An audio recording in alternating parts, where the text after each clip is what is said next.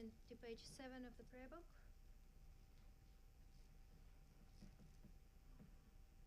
In the Buddha's Dharma and Sangha, until enlightened I seek refuge, through merit from giving and the rest.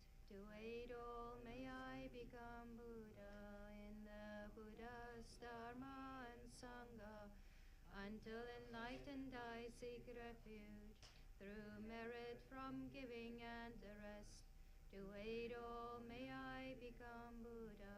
In the Buddha's Dharma and Sangha, until enlightened I seek refuge, through merit from giving and the rest. To aid all may I become Buddha. May all sentient beings have happiness and its causes. May all sentient beings be free from suffering and its causes.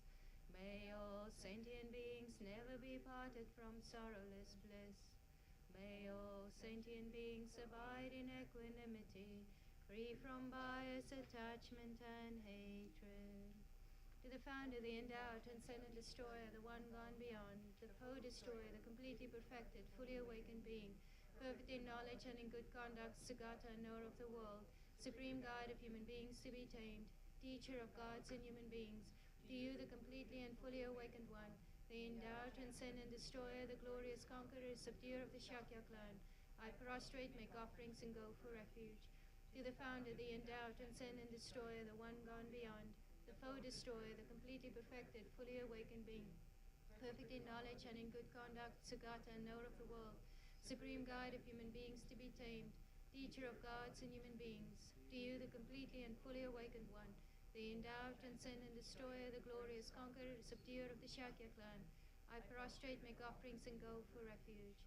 To the founder, the endowed, transcendent destroyer, the one gone beyond, the foe destroyer, the completely perfected, fully awakened being, perfect in knowledge and in good conduct, Sagata, knower of the world, supreme guide of human beings to be tamed, teacher of gods and human beings, to you, the completely and fully awakened one, the endowed, transcendent destroyer, the glorious conqueror, subduer of the Shakya clan, I prostrate, make offerings, and go for refuge. When, O supreme among humans, you were born on this earth, you paced out 7 strides and said, I am supreme in this world. To you, who are wise then, I prostrate. With pure bodies, formed supremely pure, wisdom ocean like a golden mountain, fame that blazes in the 3 worlds, winner of the best, Lord, to you I prostrate. With the supreme signs, face like spotless moon, color like gold, to you I prostrate. Dust free like you, the 3 worlds are not. Incomparably wise one, to you I prostrate. The Savior having great compassion, the Founder having all understanding, the field of merit with qualities like a vast ocean, to you, the one gone to thusness, I prostrate. The purity that frees one from attachment, the virtue that frees one from the lower realms, the one path, the sublime pure reality, to the Dharma that pacifies, I prostrate. Those who are liberated and also show the path to liberation, the holy field qualified with realizations, who are devoted to the moral precepts, to you, the sublime community intending virtue, I prostrate.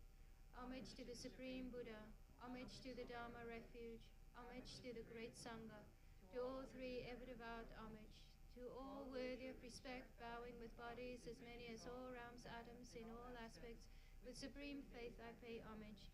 Do not commit any non-virtuous actions, perform only perfect virtuous actions, subdue your mind thoroughly, this is the teaching of the Buddha.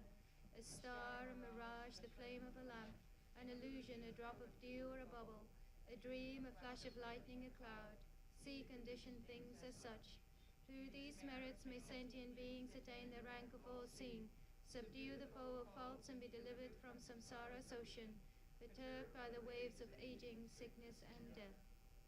From Tushita's hundreds of gods, protector's heart, to tip of his fresh, pure, white heap, good like cloud, O Lop Tsongkhapa, Dharma's omniscient king, pray come to this place with your disciples. In space ahead, on lion throne, lotus and moon, Venerable Guru, smile brightly Praise day hundreds of eons to spread doctrine as supreme merit, field for my mind of faith. Your wisdom mind sees full range of knowables. Your eloquent speech adorns fortune it is. Your beauteous body, fame, glory outstanding. Homage to you, worthwhile to think of, hear and see.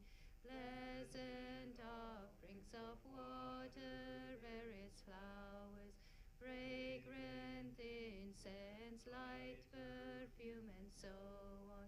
Oceans of offerings set out and envisioned, offered up to you, supreme field of merit. Non-virtue committed with body, speech, and mind, which I have heaped up since beginningless time, especially what has contradicted three vows.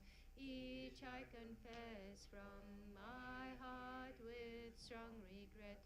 In time of strife you strove to learn and practice, shunned eight mundane concerns, made life essence-full.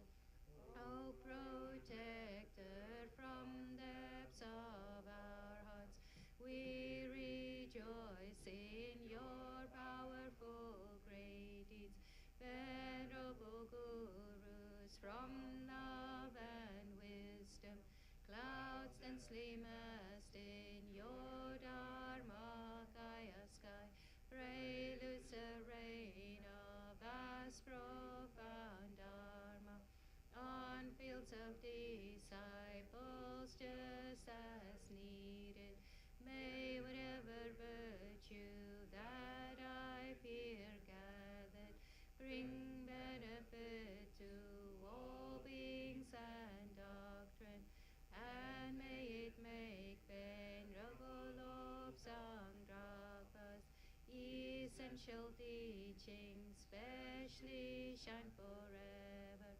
Mikmete weta chen rizik, dreame kampe wampo jampelya, drupung malu domze sangweda, gangchen kepe tsugyen Tsongkhapa, lob sang drape shabla so. O glorious and precious root Guru, pray take seat of lotus on my crown, caring for me with your great kindness. Bestow attainments of body, speech, and mind. O glorious and precious root Guru, pray take seat of lotus at my heart, caring for me with your great kindness. Bestow attainments common and supreme. O glorious and precious root Guru, pray take seat of lotus at my heart, caring for me with your great kindness, until supreme awakening remains steadfast. Homage to exalted three jewels. Thus if I heard at one time the Blessed One was dwelling in Rajagriha on Vulture Mountain, together with a great assembly of monks and a great assembly of bodhisattvas. At that time, the Blessed One was absorbed in the concentration of the countless aspects of phenomena called profound illumination. At that very time, the superior Avalokiteshvara, the Bodhisattva, the Great Being, was looking perfectly at the practice of profound perfection of wisdom, perfectly looking at the emptiness of inherent existence of the five aggregates also. Then, through the power of the Buddha, the Venerable Shariputra said to the superior Avalokiteshvara, the Bodhisattva, the Great Being, How should a child of the lineage train who wishes to engage in the practice of profound perfection of wisdom? Thus he spoke, and the superior Avalokiteshvara, the Bodhisattva, the great being, replied to the Venerable Shariputra as follows. Shariputra, whichever son or daughter of the lineage wishes to engage in the practice of profound perfection of wisdom should look perfectly like this. Subsequently, looking perfectly and correctly at the emptiness of inherent existence of the five aggregates also. Form is empty, emptiness is form. Emptiness is not other than form, and form is not other than emptiness. In the same way, feeling, discrimination, compositional factors, and consciousness are empty. Shariputra, like this, all phenomena are empty without characteristics. That is, they are not produced and do not cease. They have no defilement and no separation from defilement. They have no decrease and no increase. Therefore, Shariputra, in emptiness there is no form, no feeling, no discrimination, no compositional factors, no consciousness. There is no eye, no ear, no nose, no tongue, no body, no mind, no visible form, no sound, no smell, no taste, no object of touch, no mental phenomena. There is no eye element and so forth up to no mind element, up to no element of mental consciousness. There is no ignorance and no cessation of ignorance and so forth up to no aging and death and no cessation of aging and death. Likewise, there is no suffering, no origin, no cessation, and no path, no exalted wisdom, no attainment, and also no non-attainment. Therefore, Shariputra, because there is no attainment, bodhisattvas rely on and abide in the perfection of wisdom, and because their minds have no obstructions, they have no fear. Passing utterly beyond error, they attain the final state beyond sorrow. All the Buddhas who reside in the three times by relying upon the perfection of wisdom become manifest and complete Buddhas in a state of unsurpassed, perfect, and complete enlightenment. Therefore, the mantra of the perfection of wisdom, the mantra of great knowledge, the unsurpassed mantra, the equal to the unequaled mantra, the mantra that thoroughly pacifies all suffering since it is not false, should be known as the truth.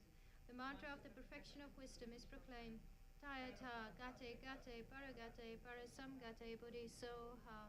Shariputra, this our Bodhisattva, great being, should train in the profound perfection of wisdom. Then the Blessed One arose from that concentration and said to the superior Avalokiteshvara, the Bodhisattva, the great being, well said, O child of the lineage, so it is. The profound perfection of wisdom should be practiced exactly as you have taught, and the Tathagatas will rejoice. When the Blessed One had said this, the Venerable Shariputra, the superior Avalokiteshvara, the Bodhisattva, the great being, and the entire assembly, as well as worldly beings, gods, humans, demigods, Gandharvas, and others, were filled with admiration and highly praised what had been spoken by the Blessed One. In the holy supreme abode of the Dakinis, possessed of clairvoyance and miraculous power, unwaveringly caring for practitioners as your children, homage to the hosts of the three places Dakinis, Akasamaraj.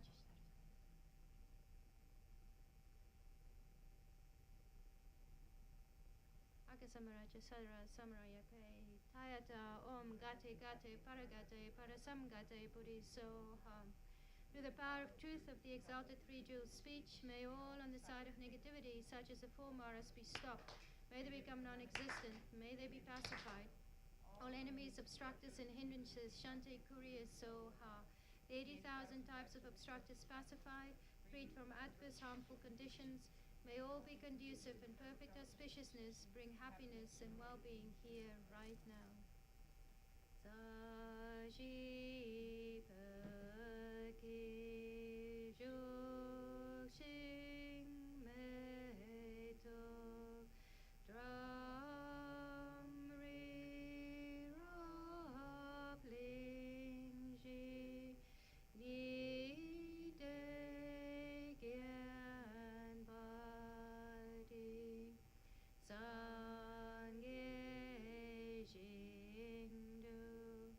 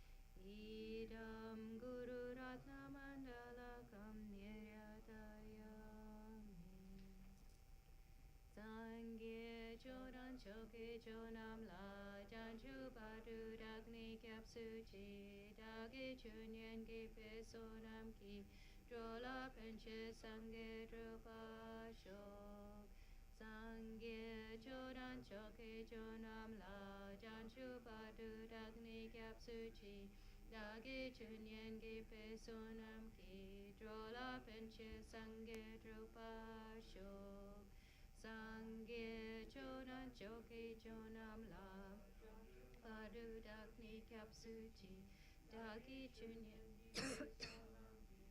dola pinche sangye drupasho.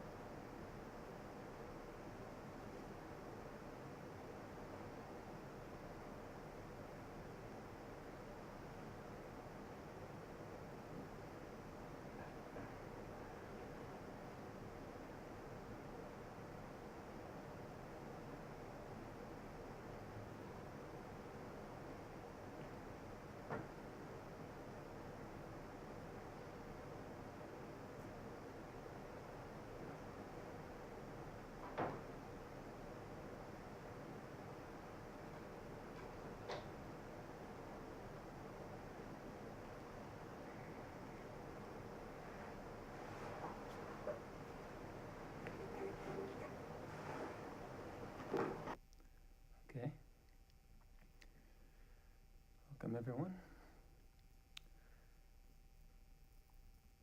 So Marianne had asked that I maybe give a short teaching on the 12 links of dependent origination. This is a very broad topic, but also very important. So I think it's a fitting thing to speak about, but I can't cover all of the details, but I think it's good if I can give a brief introduction, and then hopefully based on that, if you can read about it on your own, it might make some sense, because it's not something that actually makes a lot of sense when you first read about it. If you just read the names of the 12 links of dependent origination, it probably won't make any sense at all. And this is certainly what was the case for me when I first heard about it. But it really is a very central, probably the most central Buddhist teaching. The Buddha himself said that if you understand the 12 links of dependent origination, then you understand his teaching. And if you don't, then you don't understand his teaching. And also, if any of you have read the story of the Buddha's life and his enlightenment, you know that on the evening of his enlightenment, he woke up, he says he awakened to enlightenment, because of course the word Buddha means one who is awake. And this occurred at dawn. And what he awakened to was the 12 links of dependent origination. He had been seeking the cause of suffering and how to be free of suffering. And he realized in all its clarity the process by which suffering arises, how it's created. And this process is the 12 links of dependent origination. So most of you probably know that, and then the first teaching the Buddha gave was the Four Noble Truths. So the first thing he didn't teach was he didn't first teach the 12 links of dependent origination. However, actually, the 12 links of dependent origination are really just an elucidation of the Four Noble Truths, especially the first two.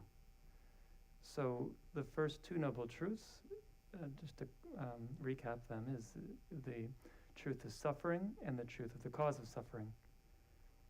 So the truth of suffering describes our situation, the suffering we're experiencing now, and not both at a manifest level, but also at a deeper level, to try to understand the extent of the suffering we experience, but of course it's something all of us can relate to, and that's probably why most of us are here. If we don't recognize we're suffering, we won't seek a means to be free of it, and we might not become interested in Buddha's teachings in the first place. But then the question of what is the cause of suffering, the Buddha said the cause of suffering is karma and afflictions. Afflictions means mental states that disturb the mind, mainly ignorance, but also as branches of that, desire and anger. And then, of course, that can be subdivided greatly, but these are the main ones.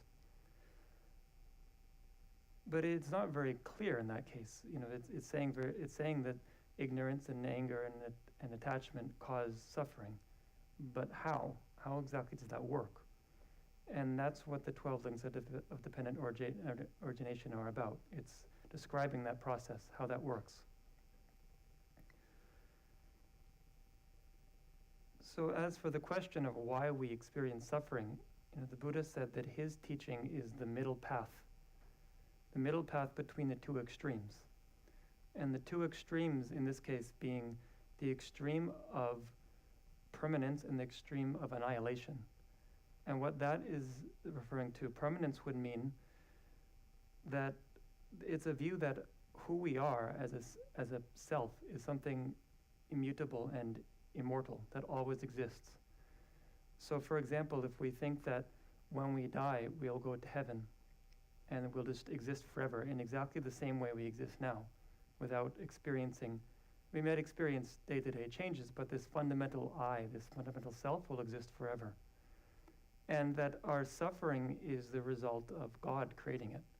That there's somebody who's created us and has decided that we need to suffer for some particular reason. That there's some meaning to that in that regard. So Buddhism does say that there's a reason for our suffering, but in this case it's believing something over and above, that it's not just a natural cause and effect process, that it's actually somebody deciding this person needs to suffer for this and this reason. The extreme of annihilation means that when somebody dies, they cease to exist. So this is the belief that matter is all that exists, material things exist, and the mind is just an extension of material things. And therefore, suffering doesn't really have a cause per se. Of course, you can find the cause within the molecular structure of things, but it's not as though suffering has some particular meaning behind it. There's no deeper meaning in life. It's just some random aggregation of particles. So this is actually a very common view these days, and it's the view of a lot of people who consider themselves very reasonable people. So it's an important thing to really think about. I think it's, as I mentioned a bit last time, it's useful to think about these questions in the context of modern scientific understanding, because of course science has advanced greatly in its understanding of the physical world. And although it's not, there are many different views within science, it definitely seems that a lot of people have the view that science has more or less proved that the brain is the cause of the mind, and that when the brain ceases, the mind ceases. And that definitely is not the message of this particular teaching, the 12 links of dependent origination. So as with anything, it's very important to really examine and think and use reasoning, because if we simply set aside, our view of science and our view of how the mind exists, and then try to examine these 12 links of dependent origination, that might work for a time, but at a certain point, if there's a tension in the mind, some kind of doubt, then it will really be an obstacle, a hindrance to gaining a real experiential understanding of this. And it's not that we should just reject that view. We have to really think about it. So that's a topic for a different discourse, or your own examination, really. But I think it's just important to point that out, that definitely this teaching is talking about something different, that the mind is actually something much more subtle. And therefore, the experiences we're having now, and the reason we're suffering, is much more than just about molecular structure in the brain. That is something that's, some psychological views will take the view that we suffer because of things that happened in our childhood. That we had bad experiences in our childhood, and that makes imprints on the mind, and that later that causes us to experience suffering that's disproportionate to what's going on externally in our lives. So that's a step in the right direction, certainly in this context. It's seeing that there's something deeper going on, that when we experience things in life, it's not just coming from outside of us. A lot of it has to do with things going on in our own minds. But this teaching is taking it even deeper. It's saying that this is actually a process that's going on across many lifetimes, and a cause and effect process. And if we're feeling depressed for some reason, we're feeling depressed one day and we don't know why, it might seem to be random. So sometimes we might think, it's because of a chemical process in the brain, and that then the solution to that would be to alter the brain. Or we might think that it just happens for no reason. Why are we depressed? It doesn't make any sense.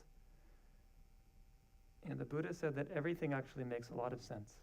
If we could see the cause and effect process in its detail, it would make perfect sense. It's not random at all. Every single experience we're having, to the minute detail, makes perfect sense. But the problem is that our minds are very limited. We have like a periscopic vision. We only see a very limited part of what's happening.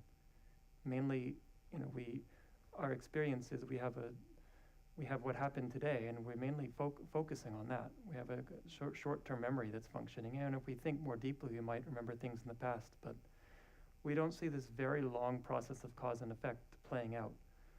And therefore, we generate wrong views about why we're suffering and who we are, because based on this very limited vision.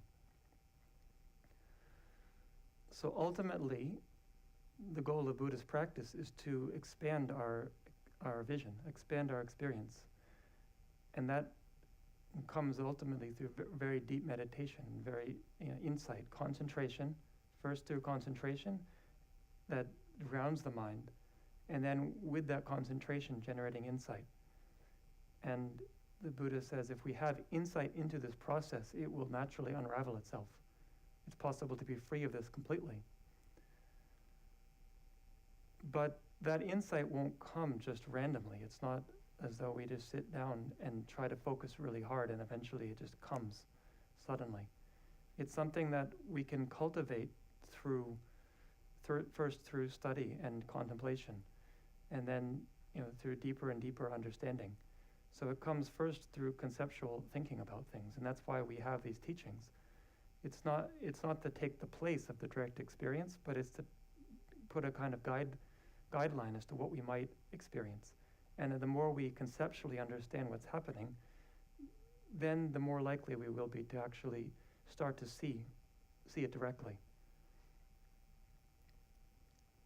So initially, we get a teaching on the 12 links of dependent origination, and it's just a bunch of words.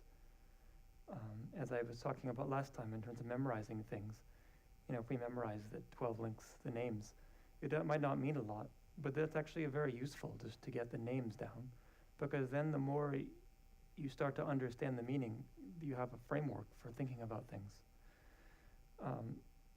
So this first time when I talk about it, some parts might make more sense than others, but I think just to give a basic idea of what these are and to try to think about how it works together.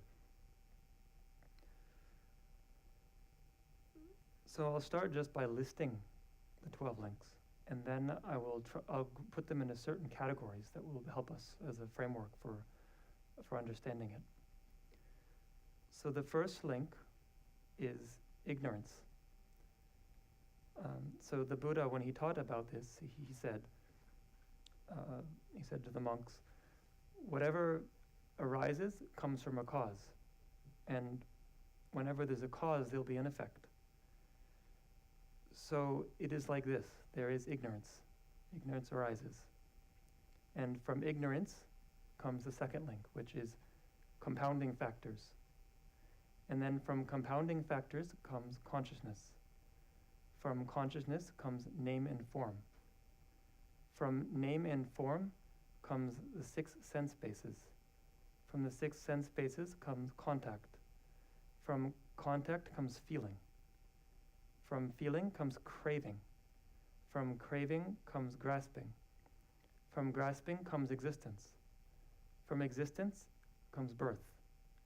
From birth comes aging and death. And from aging and death comes agony, wailing, torment, suffering. I'm trying to translate some terms in my mind. Disturbance and lack of peace. So this last part, this list that I made, is not actually one of the links, but it's to illustrate, because the links end with the 12th link being aging and death. But it's to the reason we have this last part is to illustrate that this isn't just a dry process. It's something that's very much related to our experience. Because we're born, then we have suffering. It's not something that is just optional in life. It's not something that some people have and some people don't. As we age, there's suffering involved. As we get sick, there's suffering involved. It's just a natural part of having a body. Natural in the sense that it comes about through cause and effect. It comes about through this process of cause and effect. So as I said, unless you may have studied this before, then probably what I just said doesn't make a lot of sense. I said from compounding factors comes consciousness. And I said from the 6 sense bases comes contact. What does any of this mean? So as I said, I'll put these into 3 different categories, which makes it helpful. The first category is what's called, at a more basic level, there's causes and effects. So I mentioned about the first 2 noble truths, the truth of suffering, the truth of the cause of suffering. the cause of suffering are the causes here. So the 6 of these, which are causes, are the truth of the cause of suffering. And the 6 of these, which are effects, are the truth of suffering in a more extensive way, a more extensive explanation. And within the 6 that are causes, there's 2 different sets of 3 causes. There's what's called impelling causes, and there's what's called, say, actualizing causes. So the impelling causes are like planting a seed, and the actualizing causes are like ripening that seed. So when you put a seed in the ground and you pour water and you have sunlight and it sprouts. And the order is also a little bit funny, because there's the order from 1 to 12, but the causes are numbers 1 to 3 and 7 to 9, so it's 8 to 10. And then 4 to 7 and 11 and 12 are effects. So there's a reason for that, but I won't get into it right now because it'll get a little complicated, but hopefully at the end I can mention. But for practical purposes, understanding the process, then first we have 1 to 3 are the impelling causes. The next step is that 8 to 10 are the ripening or the actualizing causes. And then 4 to 7 are the effect, and also 11 to 12. And actually 4 to 7 and 11 to 12 are simultaneous. They're 2 ways of describing the same thing. So this is describing the way that somebody will create an action, and then it will become an imprint on the mind. And that imprint will later ripen as an experience of suffering.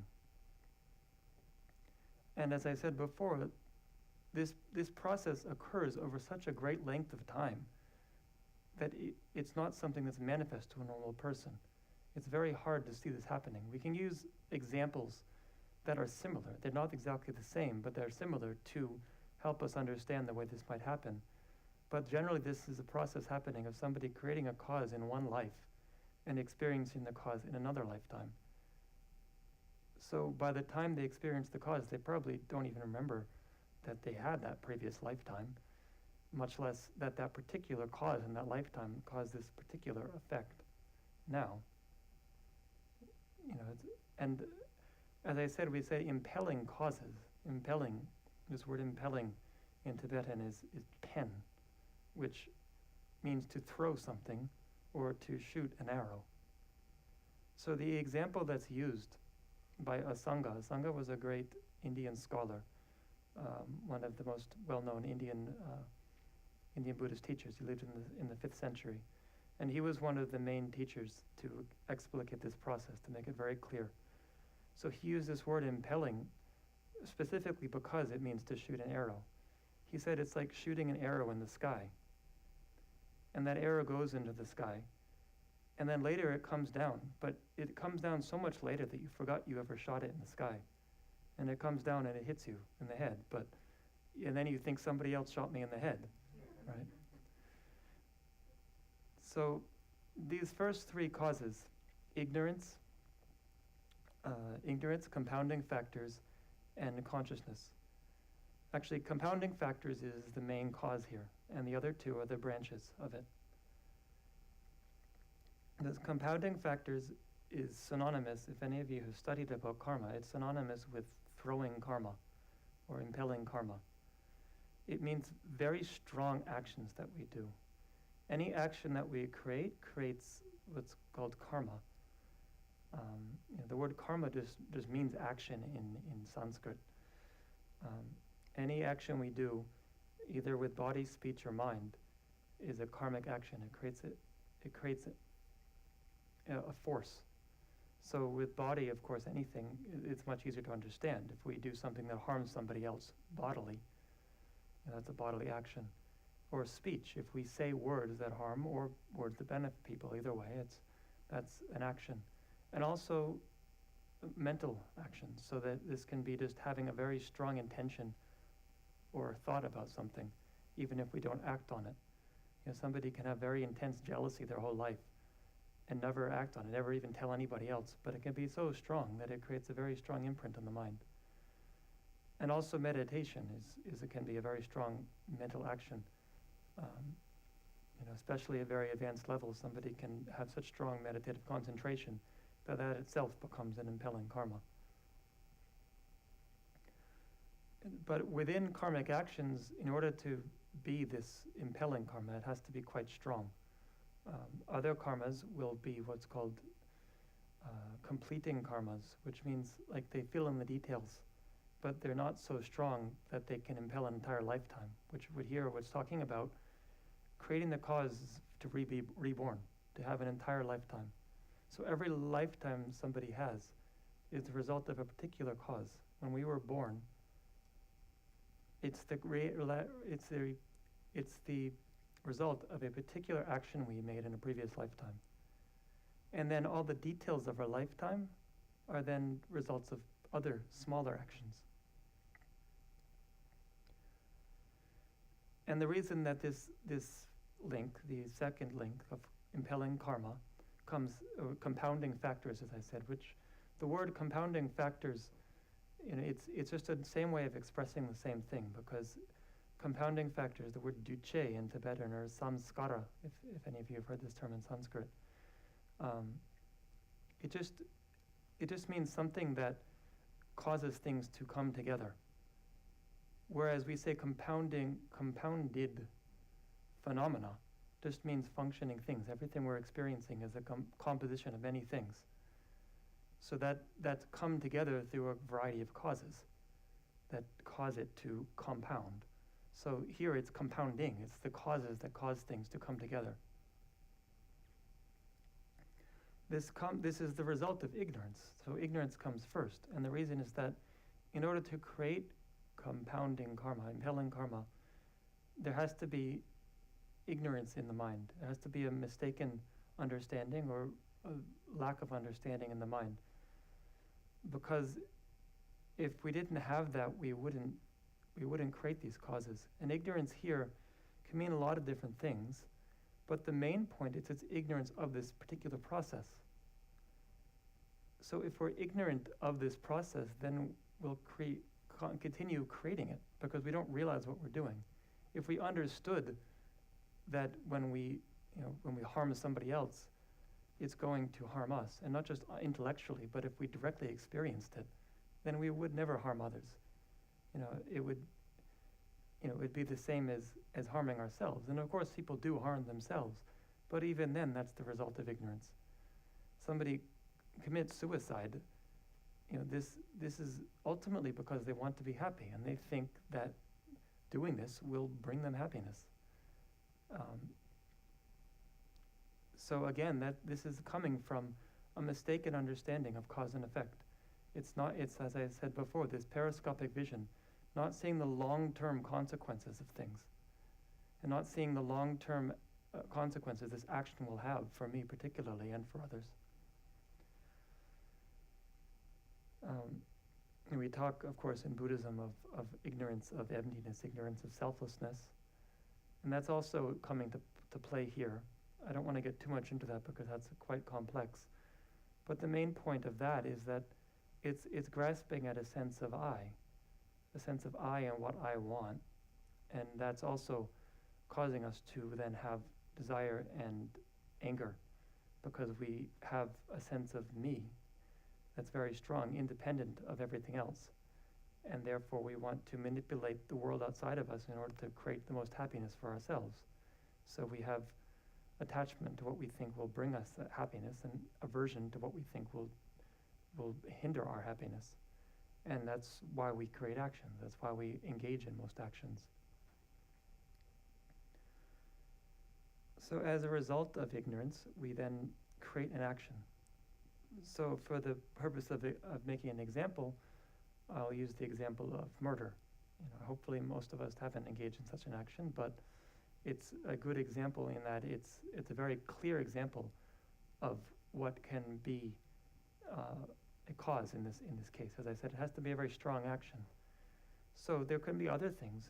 The main, can be both positive and negative. And some of you may have heard of the 10 non-virtuous actions that are elucidated, and that's We have the bodily actions of murder and of stealing and of sexual misconduct. And we have the verbal actions of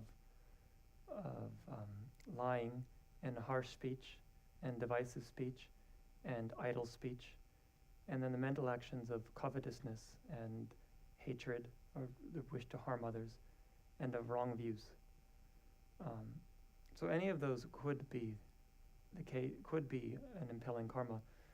Although, for example, the last one of speech that I mentioned, idle speech, it's probably quite unlikely, because as I said, this has to be a very strong action. And idle speech just means wasting time in talking about nothing, which is non-virtue in the sense that it's taking time away from other things you could be doing. And also, oftentimes when we talk idly, there's some degree of attachment or anger, so there's some level of emotion involved. But it's unlikely to have such a strong effect. Whereas this has to be something that we do very consciously and intentionally, and we don't have regret about it, most likely. You know, if we do something and then immediately think, that was terrible, I wish I hadn't done that, then it's probably not strong enough in this case. It has to be something that we do and we really think, I'm glad I did that. And I feel, no sense of, at least not a strong sense of regret, that it's basically, I feel okay about it. And then, of course, on the positive side, it can be actions like donating to charity, or it can also just be abstaining from something. So if I take the vow very strongly, I'm never going to kill anybody, that is a very strong action. And that can very easily become an impelling karma, that I can then create the cause to be born in a very positive situation because I made this strong intention. And that's actually considered to be a bodily action, just as an aside, because although I'm not using my body, it's a restraint of something bodily, so it's a bodily action. Then from impelling karma, or compounding factors, then comes consciousness. This is very confusing, because the first time I read about the 12 links of dependent origination, and I saw consciousness as the third aggregate, I wondered, so is this saying that before this third link, then there's no consciousness, there's no mind? And also it would seem that ignorance is consciousness, is mind. So that's very confusing, but actually it's not talking about consciousness in a general sense. It's just the word that's being used to talk about this link. It's talking about a particular instance of consciousness. And it's specifically talking about consciousness that carries the imprint. Because if I create such an action, as we said, these are links that link together, cause and effect. If I create such an action, but then it just disappears, then there's no link to anything later. So if I murder somebody, then you can imagine that I've done something with a strong anger in my mind, a very strong emotional reaction. And immediately after completing the action, that anger is still very manifest in my mind.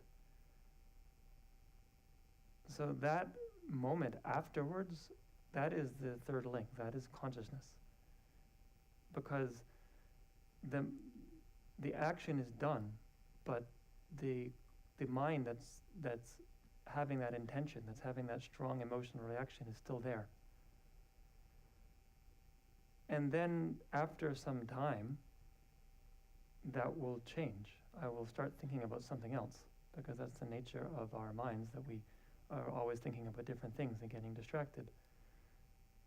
So, let's say after 5 hours, I'm very angry and I killed somebody, and that I'm still just thinking about it. And as I said, I'm not experiencing regret. I'm still experiencing anger at them, and still feeling happy that I did this, and still just thinking how bad it was that they did such and such a thing to me.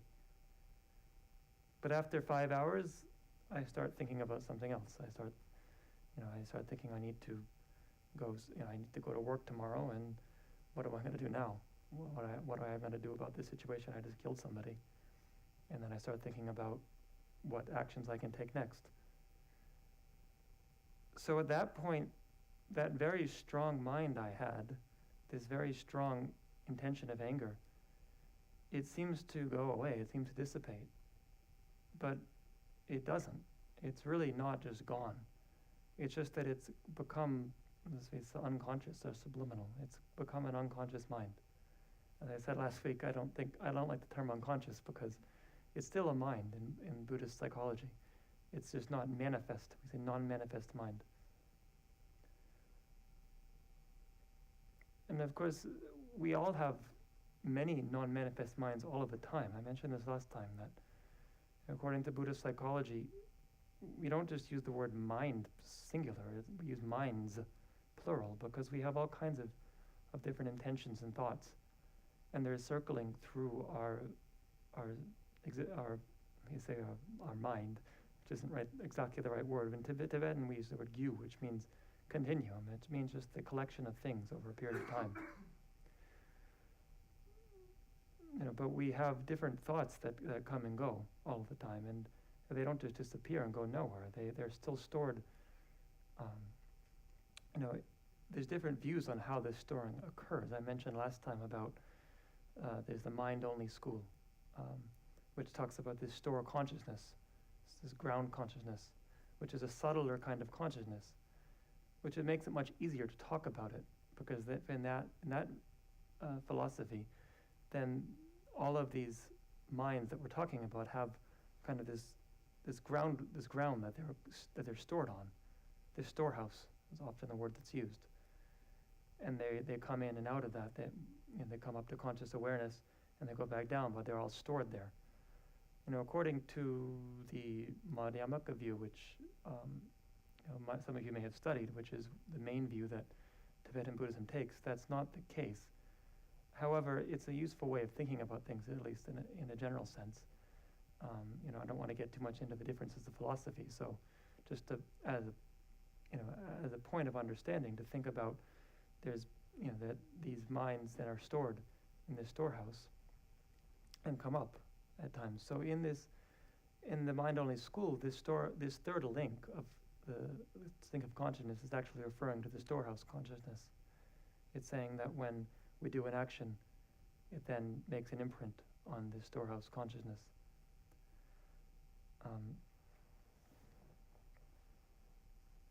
But we can think about non-manifest minds just in terms of all kinds of thoughts and actions we have day to day, that we have different ideas that trains of thought and different skills that we have.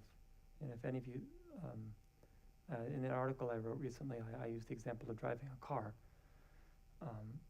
If we know how to drive a car, then there's always some part of our mind that knows how to do that. But we don't have to be thinking about it all of the time. Then when we sit down to drive a car, all of the awareness of how to do so is immediately there.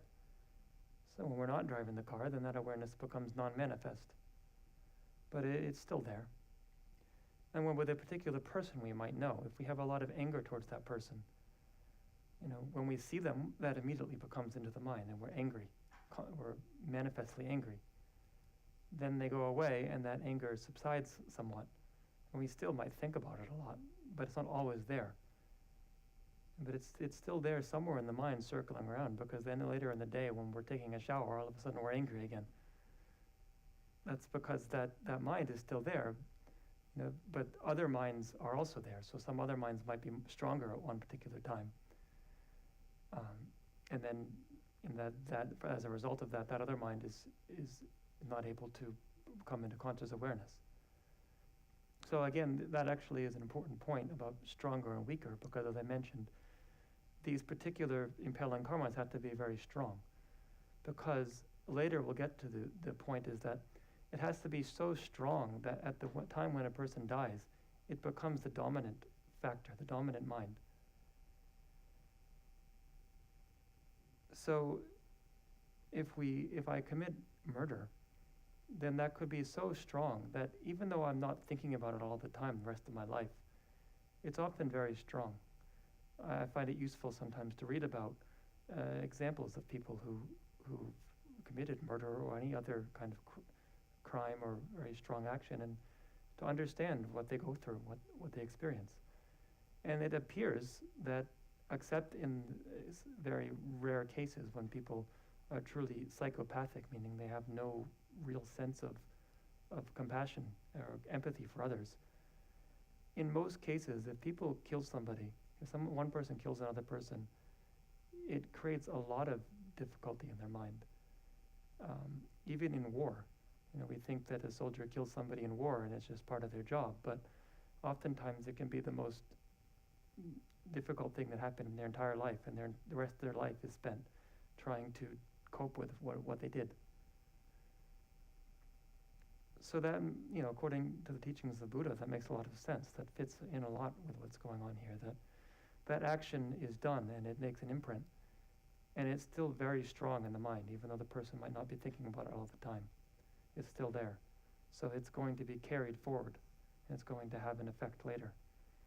If the person starts to really regret what they did and starts to do something, some kind of penance, whatever is meaningful for them, whether it means if somebody who killed somebody in war might decide, I'm going to go and do peace work in that particular country, or do something to make up for it, or someone who's a religious person might do some kind of practice. That's very effective, according to Buddha. That will help to dissipate, because it's an imprint on the mind. And so what has to happen is that the person comes to peace with it. And coming to peace can't just mean that they say, oh, I don't care, I did it, it's fine with me. But it means that there has to be, because although they might say that, there's deeper imprints in the mind, and that's not really happening. They might it just means that they might be able to block it out more strongly. But that, because when they acted out of anger, there was anger in the mind. And so ultimately anger is coming from their own side. They're still angry. And if they say, I don't care, it doesn't make the anger go away. But if they do something to start to not be so angry and start to see that the person they killed, they were projecting a lot of anger onto them, and see the other person's side, then they can start to dissipate the anger. And if they really see the other person's side, then they're probably going to feel regret for what they did, because they'll see that what I did was unjustified. So we have this action that then makes this imprint on consciousness, and then this consciousness becomes non-manifest. So the next step, as I said, is the actualizing causes, which are the 8th, 9th, and 10th links, which are craving, grasping, and existence. And again, among these three, the word existence doesn't make a lot of sense, but it means something particular, and I'll get to that when I get there. It's kind of like consciousness. When you understand the meaning of it, it makes sense, but just the word existence won't give you any clear picture of what it's talking about. And craving in this context is synonymous with desire, attachment, when we talk about attachment in terms of the afflictions of the mind. It's just a different way of expressing it. As I understand it, although I'm not a scholar of Sanskrit, but the word sort of tenha in Sanskrit, it means sort of like thirst. So it's a feeling we have constantly of wanting something that we can't necessarily place, but we often will place it onto things. We'll say, I want this, I want that. But the feeling is still there. The more we, the example often is given of drinking salt water. The more we drink, the more thirsty we become. So similarly, the more we try to achieve things to satisfy our craving, the more intense the craving becomes.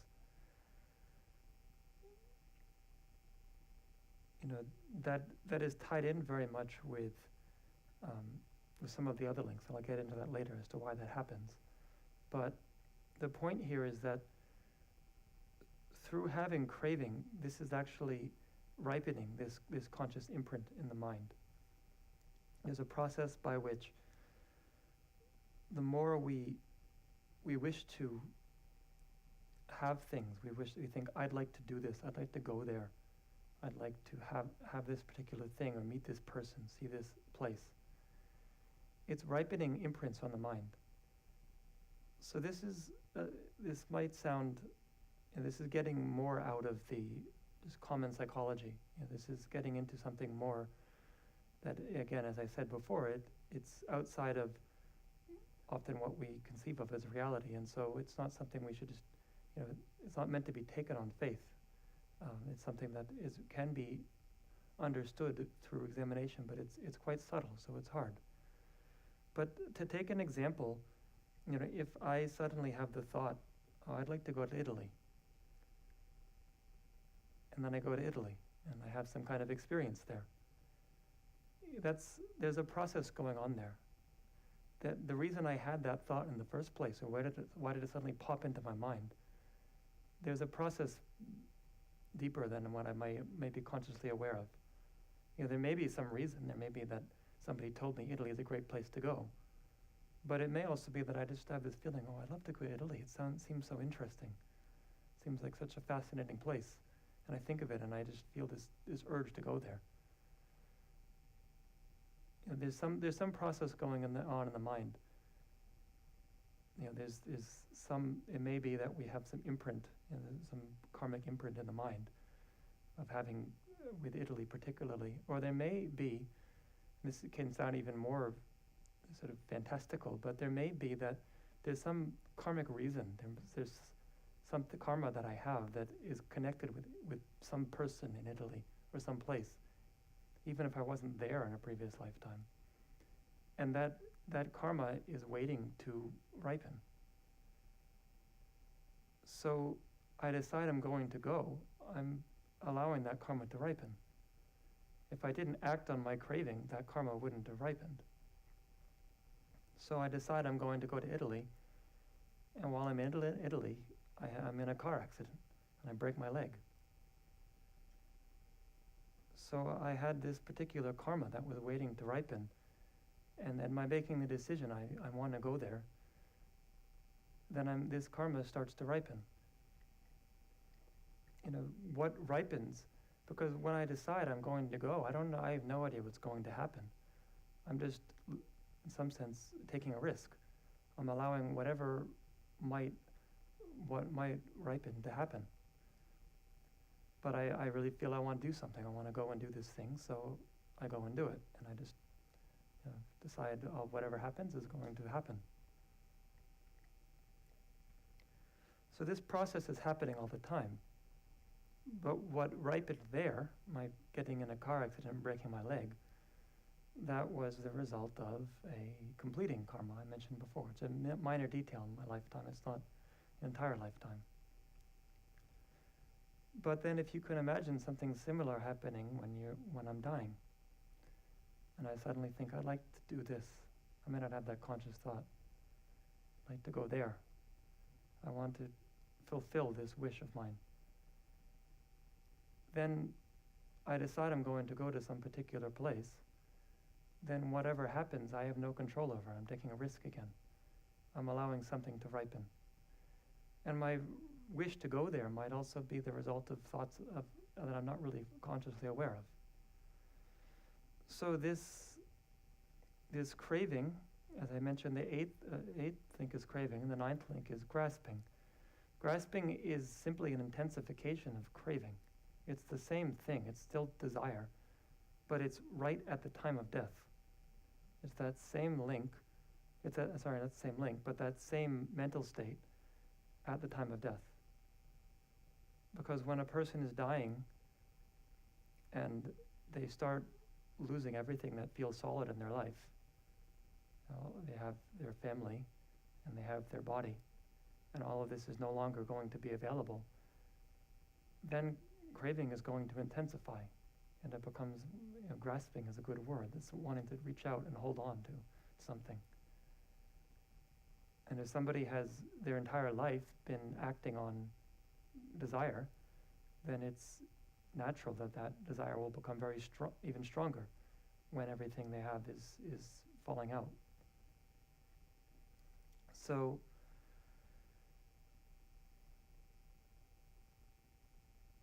that particular grasping now then is ripening this imprint on the mind. So say I murdered somebody before, then I have this very strong grasping.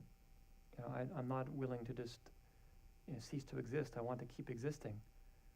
Then I'm causing this very strong imprint in my mind to come to conscious awareness again. And that particular ripening of that conscious awareness, that's the 10th link, existence. So the third link, the second link, actually, first was this intention to murder. That became the third link. That same mind became the third link. Then that third link became non-manifest. Then when I'm dying, that third link again becomes manifest, and that's the 10th link. It's the same continuation of that same mind. So this 10th link existence is also synonymous with another term in Buddhist psychology, which is actualizing karma. So actualizing karma and impelling karma are actually the continuation of the same thing. It's manifest, and then it becomes non-manifest, and then it becomes manifest again. So that same mind at the time of death is called existence. So again, why is it called existence? The reason is that because of that, I will exist again. I will be born again. So it's an example, and this often happens in Buddhist philosophy. It's called applying the term, applying the name of the effect to the cause. So an example that's sometimes given of that is that if I'm sitting in this room and I say the sun's very bright, what's actually very bright is the sun's rays. I'm not seeing the sun directly, but I'm calling it the sun. So that's an example of giving the name of the effect to the cause, because the rays of the light are the effect of the sun. So here again, it's just calling this thing, which is a cause, called by the name of the effect, which is existence. The reason being is to drive home the point that this is the cause of existence. And existence here is samsaric existence. It's also because, and this is outside of most of our experience, but in Buddhist psychology, we talk about different kinds of existence, and some of these kinds of existence come about through meditation. If we meditate very strongly, we can actually be born in places that are not physically embodied. We're just born in a very subtle form, where we don't experience any manifest suffering. And at the time of Buddha, many people were doing this. There were a lot of people trying to achieve liberation. The Buddha wasn't the only one. And a lot of them had achieved these states and thought this was liberation, I'm free. And the Buddha recognized that this person is not free. This person has meditated and achieved this level of concentration, and therefore will be born in this state. However, it won't last forever, because when the meditation finishes, they'll again be born in a physical embodied form. So he called this existence to get rid of the wrong view that this is free of existence. So all of this is within existence. So this last link, whatever it is, whether I kill somebody and this becomes it manifests at the time of death as existence, as this anger manifesting again, or whether I achieve very strong concentration in meditation, and then when I'm dying, I'm meditating, and my mind is in this extremely peaceful state, and then I'm reborn in this heavenly realm. In either case, it's the link of existence. It's creating the link to the next life, the future existence.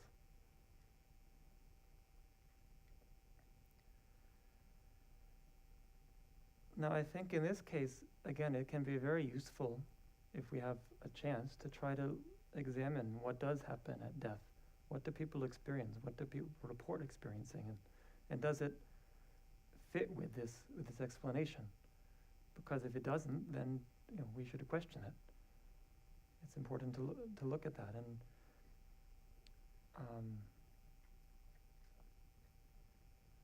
And my teacher, one of my teachers in the monastery, he's of the opinion that if, for example, I killed a particular person and that is what ripens, then as I'm dying, I'll see that person, not physically, but I'll have a vision of that person and feel intense anger at them again. I wasn't sure if I accepted that. I talked to him about that. I said, and because in the monastery, our style of teaching is debating, so we don't have to accept what someone says just because they said it. So I debated back to him, well, it doesn't have to be. One of the points also here is that what ripens doesn't have to be something in this particular lifetime. It could actually be an imprint from another lifetime. I could have killed someone 10 lifetimes ago, and that imprint just was waiting to ripen, and for some reason, for various causes and conditions came about that it didn't ripen. But now it ripens. So I don't remember that person. Am I going to suddenly see this person at the time of death? So he said, maybe not, but mainly what will happen is that the mental state, this intense anger, this intense rage which you were feeling, will become manifest. So again, I think it's useful to look at this. I've read quite a few accounts of people dying from different angles about it.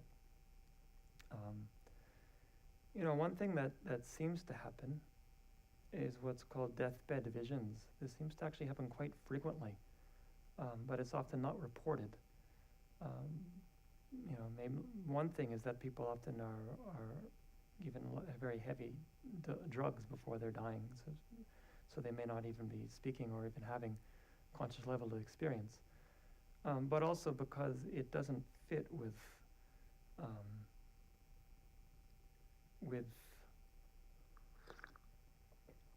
the orthodox view of standard science these days.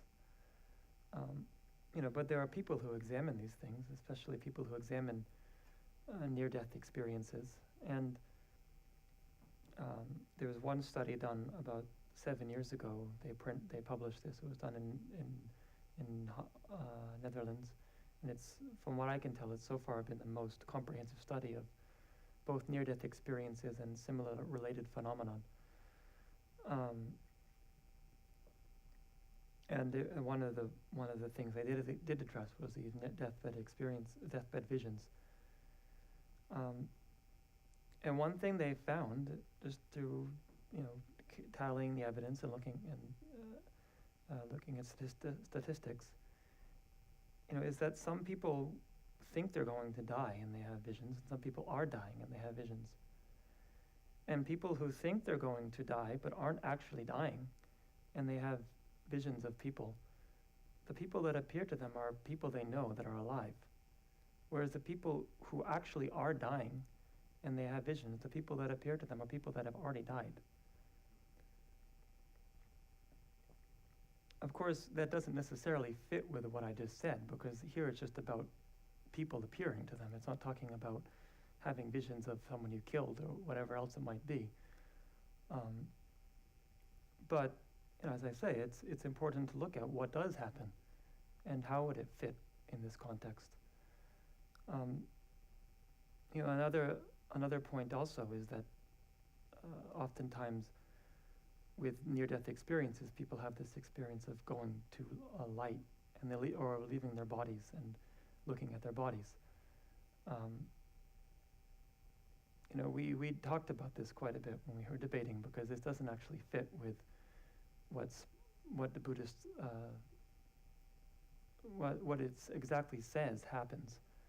However, we came up with the idea that according to this particular Buddhist view, this person is not dead, because death actually has to occur when the connection with this particular existence ceases.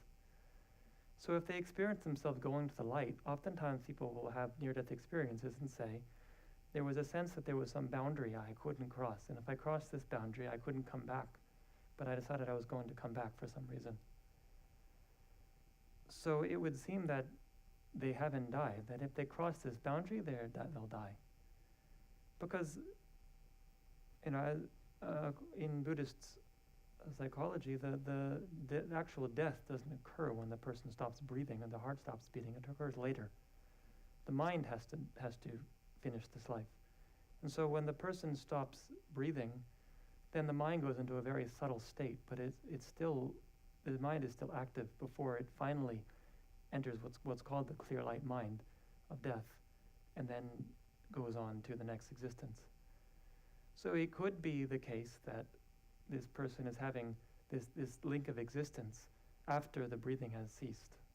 I'm not sure about that, but that's one possibility if we're trying to put these together. Some of you may have studied about Tantra and practice that are in Tantra. I don't know if any of you have, but in Tantric practice, there's an idea of manifesting very subtle levels of mind at the time of death and meditating.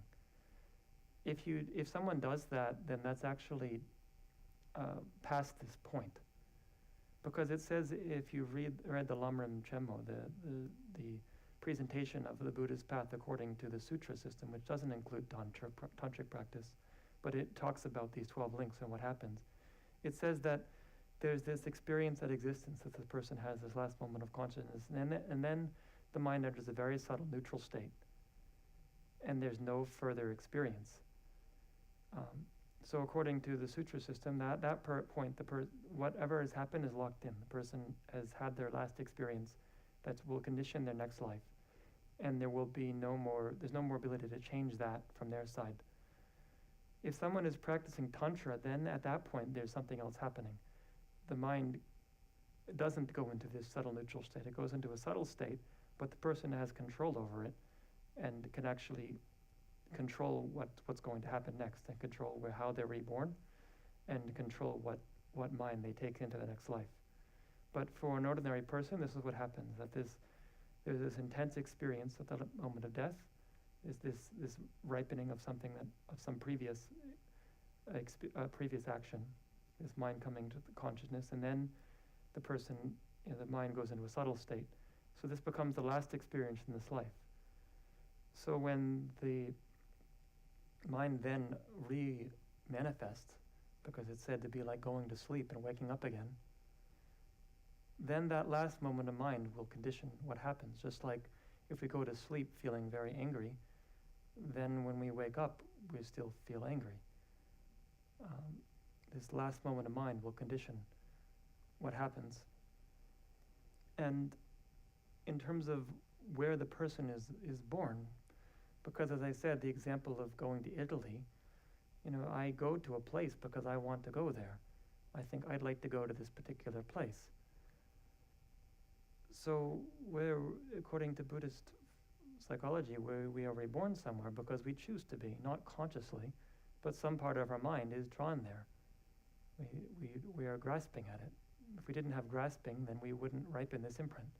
But some part of us is clinging to this, and we are therefore thrown.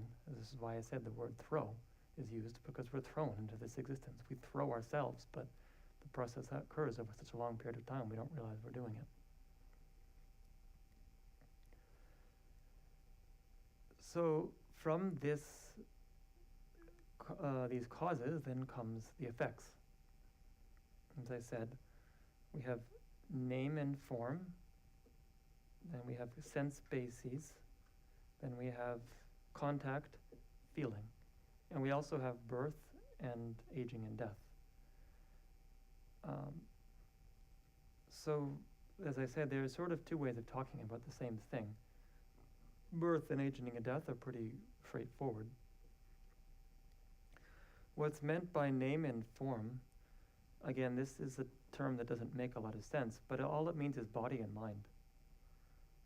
Form means body. Name means mind. Because it seems that the reason for that is that it's just that it's something that we don't see with our eyes, so we only talk about it using conceptual concepts, and we name it. But it's not really a very clear idea of what the mind is. It seems that this was actually already a term that was used at the time of the Buddha, because a lot of people were trying to understand how this happens. Why do we suffer? And most people at that time accepted rebirth. So they were asking, how does this happen? Why are we reborn? And how do we be free of the process? And so they used this term, name and form, taking on a new mind and body. But all this is meaning is the first moment of the next life, that someone is connected now to a new name and form, a new mind and a new body. And the mind is continuing, but there's a mind that's specific to that particular life. There's the subtle levels of mind which go on, but then the mind that manifests in a coarse or gross way, and that is unique to that life. So that is then manifesting again. So the point here is that when somebody is now in the womb, because we say first moment of life, we're not talking about birth, we're talking about conception, that the person is the first moment of mind. First, the body is already developing in the womb. There's already a mind in the womb. And so this baby in the womb has the mind. This isn't just a new thing. This is actually the result of a long process that's gone on over a long period of time. So this person is continuing this process. And there's questions sometimes in psychology about when someone is born, are they a blank slate, they say. Is it just that there's this entirely untouched mind that is just conditioned by everything around it? And according to Buddhist philosophy, definitely not. We are conditioned heavily by our experiences in this life, by our biology, by our experiences in childhood, but there's also a lot from our side. There's certain seeds, and certain seeds might get ripened or not ripened, but if those seeds don't exist, then they can't get ripened. So two people are born into the same family and have very different personalities. And we can say, even if someone's in the same family, of course they have very different experiences, which is true. So it's not that this is a proof of that. We can't just argue this as a proof, but certainly when we have nature and nurture, this argument in psychology, in Buddhism, there's three things going on. There's nature, and there's nurture, and there's karma.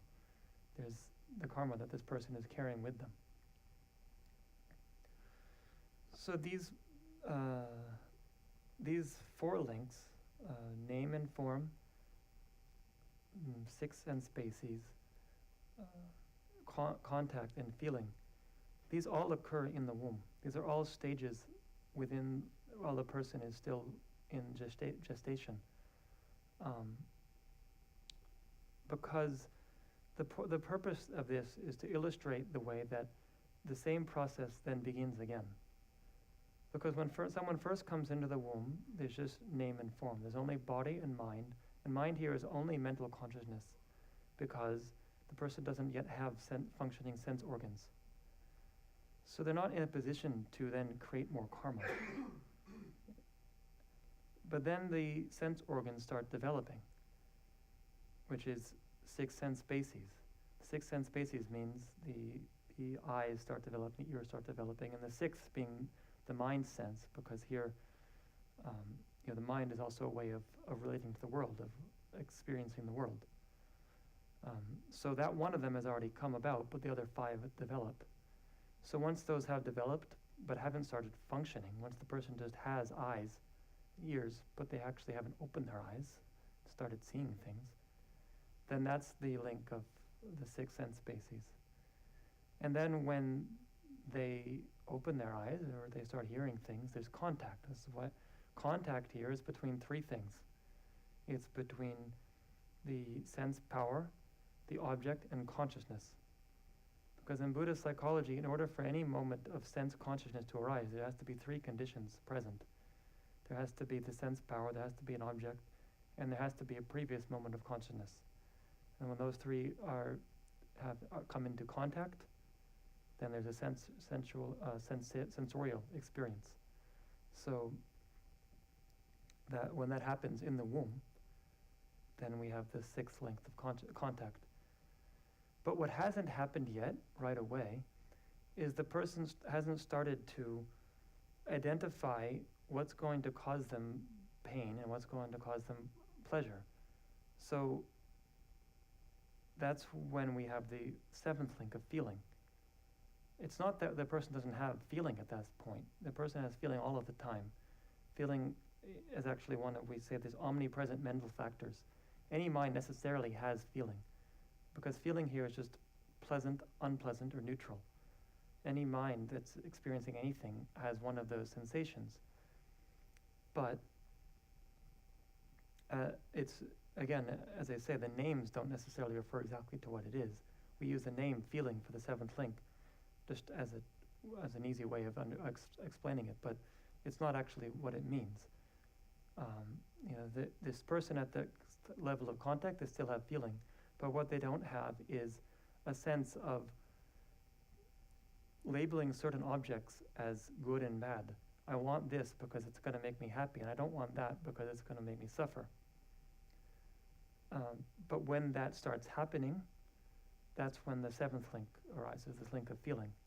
And according to Buddhist psychology, that still happens in the womb. This will still happen about, they say, 4.5 months is what the Buddhist psychology uses. I'm not sure what has been found through modern testing. But that 4.5 months, then the link of feeling arises. And that lasts until the person dies, or until the person becomes so mentally unstable, either through dementia or some other kind of mental deterioration, that they no longer have a sense of what's going to make them happy and unhappy. So that's one exception. But any other person who is thinking, I want this and I don't want that, then that's the link of feeling. So most of us day to day, we're within that link. And immediately then the craving becomes active again, because as soon as we have feeling, we start wanting things and not wanting other things, or wanting to get rid of other things. That's also a manifestation of craving. So then the links start all over again, and it starts creating the cause for another lifetime. So this is why it's called a circle. I say that if you've ever seen a picture of the wheel of life, which is a Buddhist depiction of the way we cycle in life and through lifetimes, then the rim of the wheel is depicting the 12 links, and they go in a circle. Because as soon as one cycle has finished, then the next cycle is just beginning. And actually, it's not just one or two. There's many cycles interpenetrating each other, because we're creating the causes for many different lifetimes, and we're experiencing the results of many different lifetimes all at once. And because that's happening at such an chaotic way for us, then its experience is random, and we think we're just experiencing things for no reason. That either it's because all these people are doing this to me for no reason, that it's not bearing on anything I did to them, or I'm having all these feelings all of a sudden for no reason. It's not because it's random, it's just because it's happening in such a way that we don't see the full network of cause and effect happening. So I said originally that I would maybe make it a little clearer why it's in this order that it is, because I said there's 3 causes, and then 3 ripening causes, 3 main causes, 3 ripening causes, and 6 effects. But they're not in that order at all. We go from 3 causes, then 4 effects, then 3 causes, and 2 effects. I think the reason it's in this order is because although feeling, the 7th link of feeling, it is a result of craving in this particular, in one cycle. In general, the main cause of craving is feeling. It's not craving from that same exact cycle. So I go through a cycle. I said I am ignorant of cause and effect. I get angry. I murder somebody. Then I have craving through the rest of my life. That ripens at death. In the next life, I'm reborn, and I have unpleasant feelings as a result of that. Then craving is the cause of feeling. But that feeling will itself create more craving. And the craving I'm having now is a result of feelings that are the result of some other action I created in the past. And that particular nexus of craving, or feeling leading to craving, is the most important part of the whole cycle. Because it's the only part that I can actually actively change right now. I'm experiencing all of these sensations right now. I can't stop that right away. I can't just stop having the ripening of my previous actions. But I can change how I relate to those feelings. Rather than having all this craving for things and trying constantly to feel better by doing things out externally in my life, I can start examining the feelings and trying to understand them better, understand why they arise, and not react to them habitually with craving. And I should have mentioned, craving is, as I said, it is not just wanting, it can be aversion. And so craving actually has three kinds. There's what's called craving for pleasure, which is very simply wanting to be happy, wanting to have pleasurable sensations, and that's usually what we mean by craving. But there's also craving for annihilation. And that's very simply, it's not meaning like wanting to commit suicide or something like that. It's just meaning wanting to get rid of something. So it's you feel suffering and you want it to stop. And then craving for existence means wanting to, this is wanting to have a kind of neutral sensation where I recognize, this comes only through some level of spiritual practice, that I recognize that these, just having pleasure all the time is just disturbing to the mind. And of course I don't want to suffer. So I want to have some kind of mental peace through meditation. But it's still not liberation. It's what I mentioned before about this kind of concentration meditation that isn't full liberation.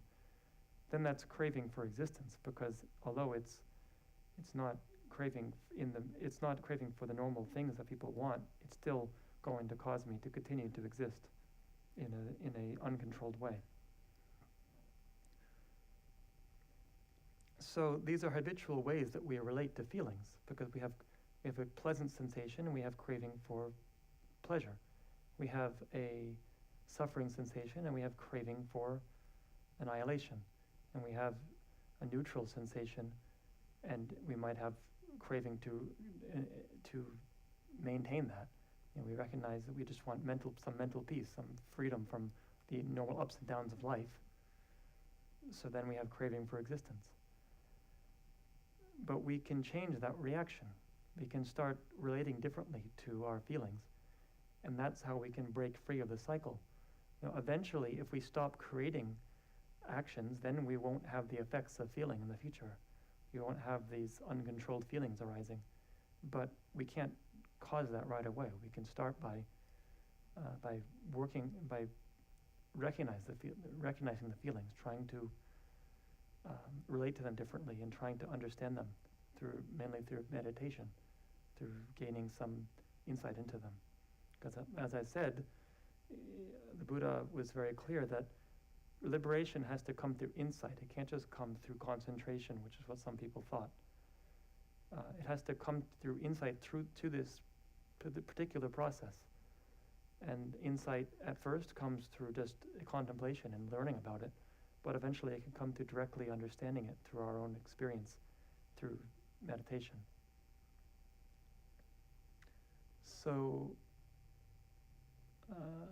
I could maybe stop there and we could have some questions and answers, because I want to make sure we have time for that. As I said, this is a very complex topic, and it's not something I can go through all the details in a short time, but I hope, if I give some introduction, then if you were to study it in the future, it might be a little more clear what it's talking about, because that's a big hurdle at the beginning, just to try to get over what do these words mean, how does this all fit together. And if you have some idea of that, then it can start to make more sense. So if you have that feeling of going to Italy and you're trying to controlling it, or you're not allowing that karma to be ripened, or should you go through going to Italy? That's a good question.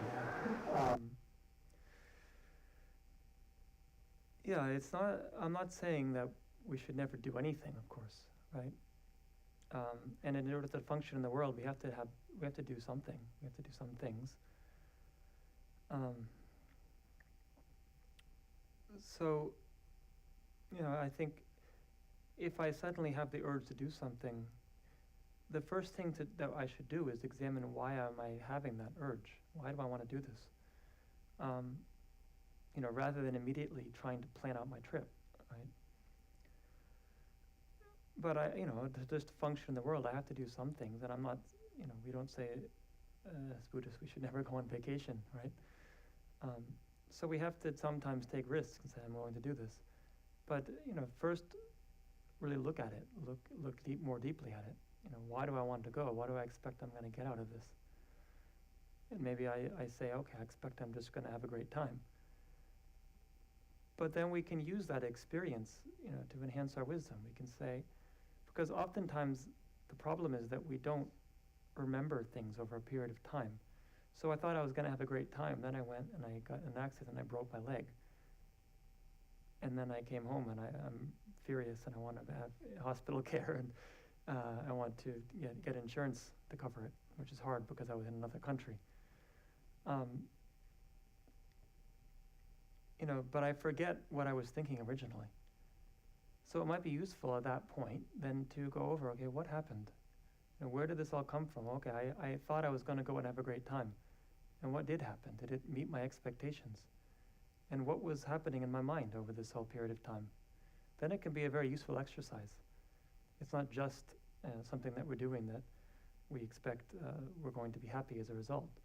But there can be some part of our mind that's acting like a spy.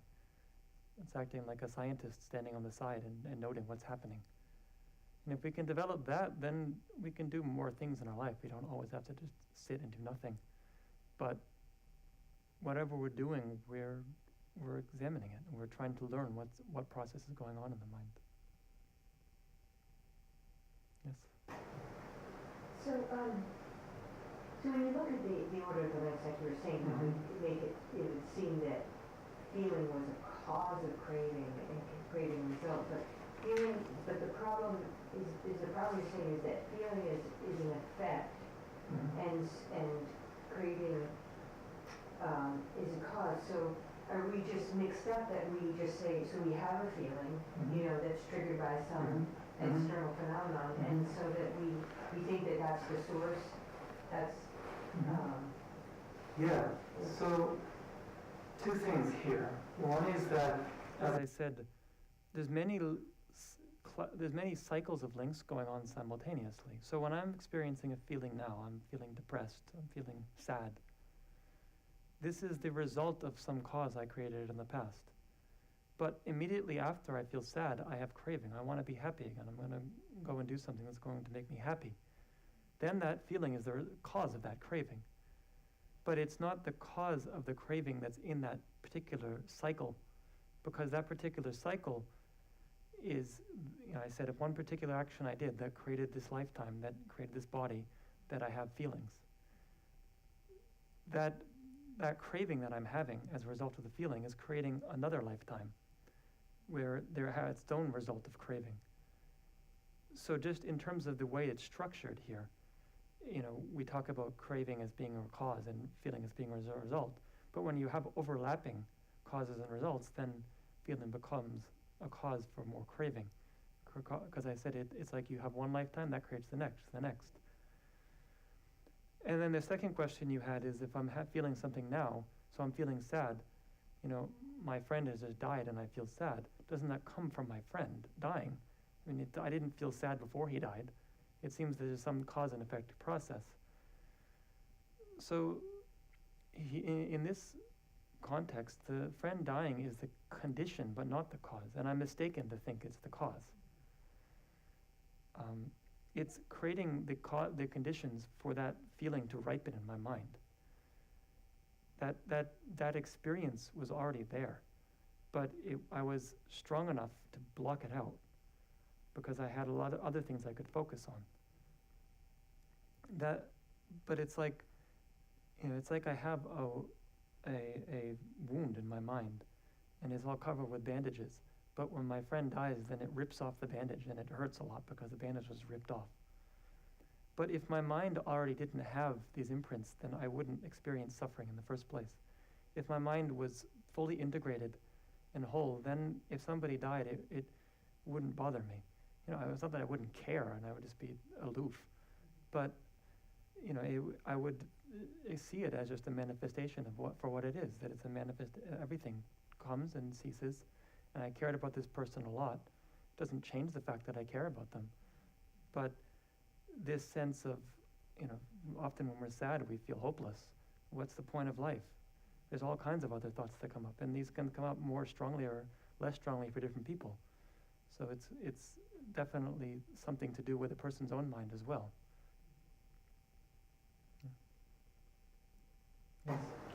You said earlier something about the mention of God, and I don't know whether or not you believe in God. My understanding was that Buddhists don't necessarily think it's constructive. But I was wondering what your opinion on it was. So, I'll say two different things again. One is that sometimes people will say that Buddha was agnostic, that he just didn't acknowledge whether there was God or not. I don't think that's correct. The Buddha was very clear about what does and does not exist. However, there also could be a question of what is meant by the term God, right? So the Buddha was very clear. There's no external being who created everything and exists forever and is making decisions about what happens and decided this person should be born for this and this reason, right? And if somebody thinks that's what God is, then the Buddha said, no, that doesn't exist. As a Buddhist, I don't believe that exists.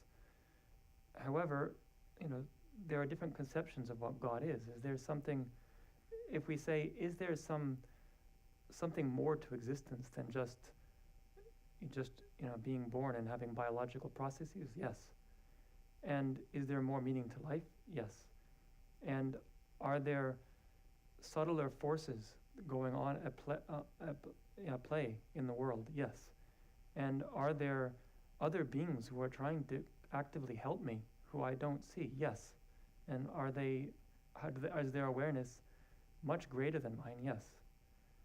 So, in some sense, there's something going on. But it depends exactly how we cognitively structure that for ourselves. Because sometimes as a monk, I'll meet other people from other religions, and they'll ask me, do you believe in God? And I have a hard time answering that because I don't want to say no. It sounds kind of derogatory. It's like, I'm meeting a Christian person, and they say, what do you think of God? Oh, I don't believe in God. Because there's a lot of ways to hear that. If I'm just rejecting religion entirely and saying that, I think that Jesus was wrong, and I think Muhammad was a liar, that's not what I'm saying. But it's that, the way people talk about things might have to do with the way the cognitive framework from which the disciples are coming. People have a particular way of talking about what's going on behind the scenes, we might say. And Buddhism is definitely saying there's something going on. It's not just a biological process and molecular process. There's much more to existence. And for me, this particular way of talking about it works much better. For me, it's much more helpful to think about it as a process like this. And so, but then the question of, as I say, of what is God becomes, if someone asks me, what do you believe in God? I would answer, what do you mean by God? And then we could have a discussion about that. It doesn't necessarily have to be yes or no. Yeah.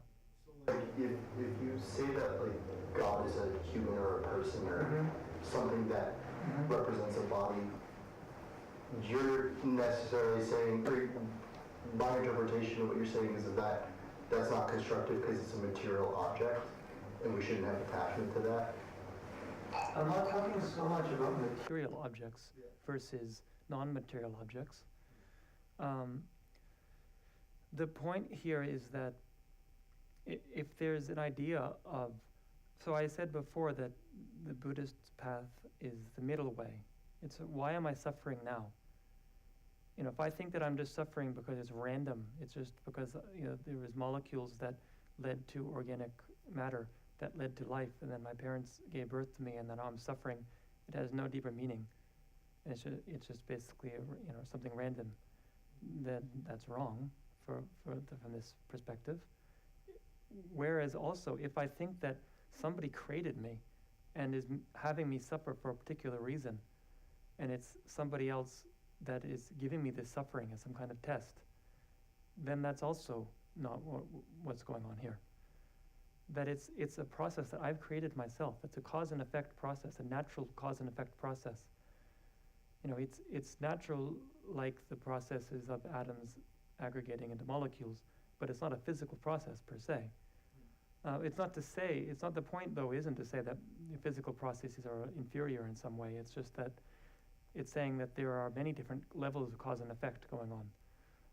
And what we currently understand through science is limited in this context. And so if I think of God as somebody who created me and created my suffering, then the Buddha would say that's not the case. Yeah. Yes. The one thing you mentioned was about the idea of the anger keep coming up. You can sort of deny that it exists, but yet it still comes up, and the trick is now to work with this to dissipate it. And now the question is, well, how? Is that simply the meditating and reading Shanti-Seva? And because it's sort of, I have this situation where you think, oh no, I'm getting there, and then suddenly this, and I'm like, whoa, I'm just as angry as I was years ago. That's also a very good question. So there's many different methods to deal with it. And as I said, a good thing to do when we have strong feelings arise is to examine them. But that doesn't necessarily have to stop at that. Definitely the first thing to do is to become aware of it. Because even if we think we're aware of it, if we're just saying, oh, I shouldn't be angry, it's bad to be angry, but I'm not really aware of how I'm feeling, then I'm fighting with myself. And I'm trying to get rid of the anger. I should allow myself to feel it. That doesn't mean I allow myself to act on it. And that doesn't just mean I allow myself to feel it and it'll get better necessarily. I may have to apply a stronger antidote. But it's very important at first to try to recognize what's happening. Right? Recognize what's happening in my mind. But at that moment, then there are many other antidotes I can use. As you mentioned with Shantideva, he talks about a lot of ways to think. And as I mentioned last time, it's useful to train in these styles of thinking such that when the situation happens, they come naturally. It won't not come very naturally if we haven't really thought about it again and again. And oftentimes memorizing words is actually useful for that because certain phrases might come to mind or ways of thinking. But of course, there's one particular sutra where the Buddha talked about, what do you do if you have, very intense craving or anger? What do you do about it? And he went through a whole list of things. I'll try to find that maybe, and I can tell you. It's like, first, if a monk has this, because he's talking to a monk, he said, if a monk has this sensation, then, he should start by, so if he's having attachment, he should start by meditating on ugliness, because this is the grossest way to meditate on. If we're attracted to a particular person, we meditate on the foulness of the body. We think this person, underneath the skin, they're made of blood and organs and all these other things. That's very helpful at first, but it may not really help if the attachment is very strong. So he says if that doesn't work, then you can meditate on, the next step would be to, for example, meditate on impermanence. Think that this person is constantly changing, and think of this person getting older. What will this person look like when they're older? Such and such thing. Or then if that doesn't work, then meditate on the faults of desire. Think about, if I act on desire, what's going to happen? If I'm married, for example, and I'm attracted to someone other than my partner, what's going to happen if I pursue that desire? It's going to cause havoc in my life. And this and that. And I think the last one is, if that doesn't happen, just run away. Just get yourself out of the situation. And that's from the Buddha. Yeah, it's practical, and often, in a lot of ways, that's what we're doing as monks. We're saying a certain level of things we're just not engaging in at all, because if we try to continue engaging all these things and try to uproot all the causes of suffering in the mind, it's just not possible. So we try to limit the amount of things that are bothering us. And similarly with someone we're angry with, if it's so bad that just by seeing them, we scream at them, then maybe we should just not see them for the time being, if it's possible. That doesn't have to feel like a kind of escapism, because it's not that we're saying, I'm never going to see this person and I vow that I will never have any compassion for this person, but I recognize that it's so strong that I can't control it, and I can take some space from that for that period of time. Yeah. Yes. So, when you're talking about memorization and things like that to help you get through those certain things, are you talking about certain things like lojong slogans in particular? Is that what you're talking about? Or many different things? Lojong, certainly, for example, the 8 versus the mind training, you can memorize it. 8 versus mind the training, 7-point mind training, this is designed to be memorized. This is It's just like a 3 or 4, I don't know in English, I don't know how long it is, it's less than 2 pages actually. It's just a bunch of simple pith phrases. Then you memorize them, and then you can know what they mean by reading the commentary on it. That are very useful, that, sort of catchphrases that can come to mind again and again. One of them I like is, of the 2 witnesses, uphold the principal one. You know this? Okay. So this means, of the 2 witnesses for one's own mind, someone else and oneself is the main witness. So if somebody says, oh, you have so little anger, how wonderful. Oh, I know I have anger, So don't get so full of pride because this person said this to me, right? So again, a lot of things like this, that can be very useful. But as I mentioned last time, a lot of different things, in the monastery we memorize everything, but we memorize it when we debate something, we study it, ideally we try to memorize it. And the point of this is all of Buddhist philosophy is about creating a framework for viewing our experience. That's different from the way that we usually do. And all of us have a lot of things memorized. We've watched a lot of TV in our lifetime and have a lot of experiences in our lifetime that we remember. And we've learned a lot in school, and we may not remember all the words, but it's definitely made an enormous impact on how we conceive of our world. And then when things happen to us, we interpret it in that framework. So we're trying to develop a different framework here that makes all of this make sense. Where it makes sense, because, when it comes to anger, when we talk about, meditating on that. So one thing we use for anger is Shantideva talks about. He says, if someone hits me, then there's 2 causes for my feeling pain. There's the stick and there's my body. So if I'm angry at the stick, that doesn't make any sense because the stick didn't hit me. The stick didn't have the thought to hit me. So if I should get angry at the stick, I should also get angry at my body because it's mostly my fault for having a body in the first place that allowed this person to hit me, right? Well, this is a very immediate way of meditating on things.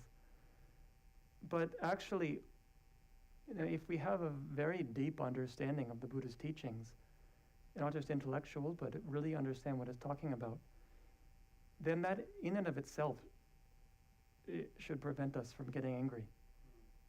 Because our whole framework for understanding our experience is totally different.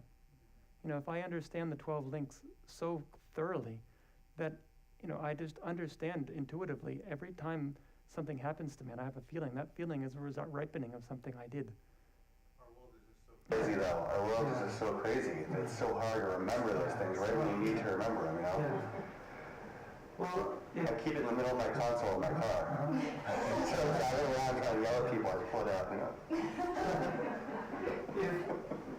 It's not, as I said, memorization is useful, but also it has to be combined with reasoning that, so I can memorize the 12 links and understand them intellectually, but maybe some part of me really doesn't believe it. I don't really believe that everything I'm feeling is a result of something I did in a past life, because I'm not even sure I believe in a past life.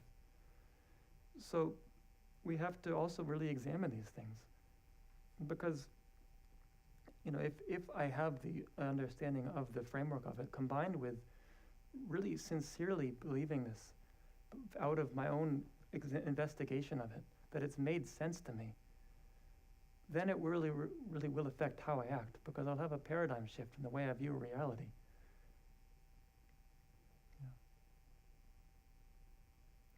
Yes.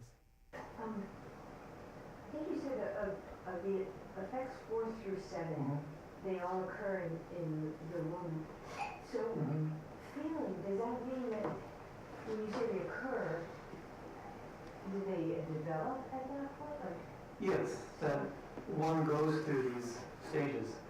So, because their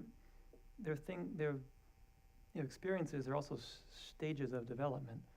A person who's just been conceived is at the first stage of name and form, but they don't have any gross. They have a mental consciousness. I mean, according to Buddhist philosophy, they do, but there's no sense experience.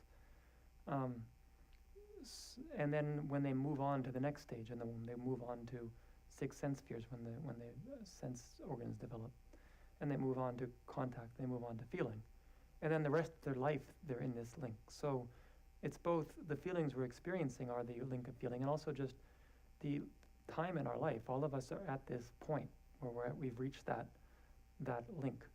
And as I said, the reason it's focusing on this development in the womb, which is a very short period of life, it's to show that there's this linkage between a previous existence and a new existence, that the previous existence causes somebody to be thrown into this womb, and then they open their eyes again and they start the new existence. There's some connection between the previous and the current one. Yeah.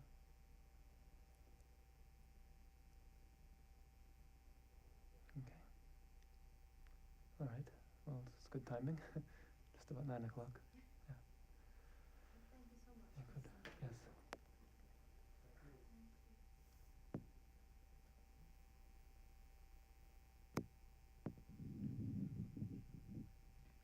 To page 39. Yeah, 39. Saji buki shukshing metuk drum re rappling genie de gimpadi sangi jingdu make te owargi droku nam dak jing la chepa sho jetun lame kutse rakten ching nam katrin le chok chu gia padang lo zang ten pedro me sasum gi ro we mon sel tak tu ne gyo chi Idam Guru Ratna Mandalakam Niryatayami. From my 2 collections, vast space that I have amassed from working with effort at this practice for a great length of time may become the chief leading Buddha for all those whose minds, wisdom eyes blinded by ignorance.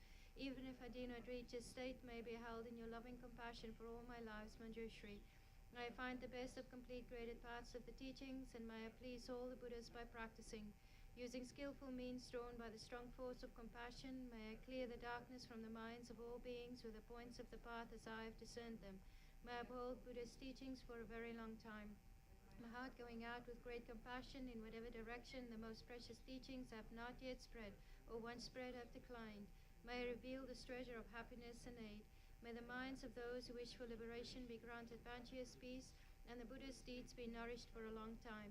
By even this graded course to enlightenment completed, due to the wondrous virtuous conduct of the Buddhas and their children, may all human and non-human beings who eliminate adversity and make things conducive for practicing the excellent paths never be parted in any of their lives from the purest path praised by the Buddhas. Whenever someone makes an effort to act in accordance with the 10-fold Mahayana virtuous practices, may they always be assisted by the mighty ones, and may oceans of prosperity spread everywhere. In that snow mountain encircled land, source of every benefit and joy, may Lord Tenzin Gache Chenrezig remain in life till samsara ascend.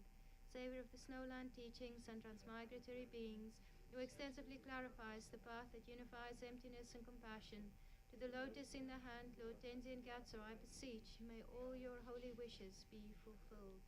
Page 49. You uphold the subduous moral way, who serve as the bountiful bearer of all, sustaining, preserving, and spreading Manjunath's victorious doctrine, who masterfully accomplishes magnificent prayers honoring the 3 jewels. Savior of myself and others, your disciples, please, please live long. Page 57.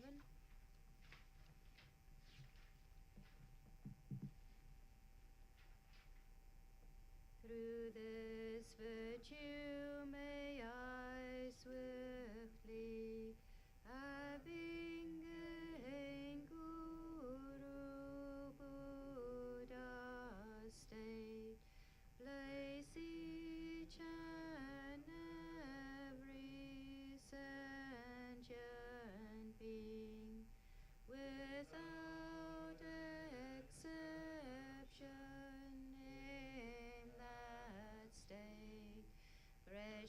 supreme